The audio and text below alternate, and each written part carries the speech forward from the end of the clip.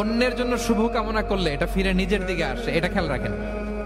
এটা একটা life hacks share করতেছি, আজীবন কাজে লাগবে। অন্যের জন্য যেটাই ভালো কামনা করবেন এটা ঘুরে আপনার দিকে আসবে। অনেকে বলে হুজুর ওর জন্য দোয়া করে আমার কি লাভ?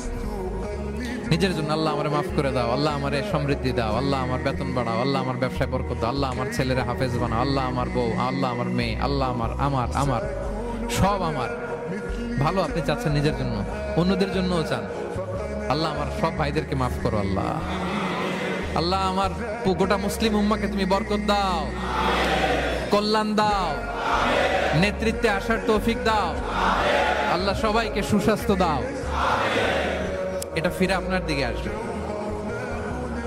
অন্যের জন্য শুভকামনা বহুগুণ বৃদ্ধি হয়ে নিজের দিকে রিটার্ন করে। বিষ্ণু সাল্লাল্লাহু এটাই বলেছেন, মা মিন আবদিন মুসলিমিন ইয়াদউ লিআখিহি বিযাহরিল গায়বি ইল্লা ক্বালা লাহুল মালাকু ওয়া লাকা বিমিসলিন।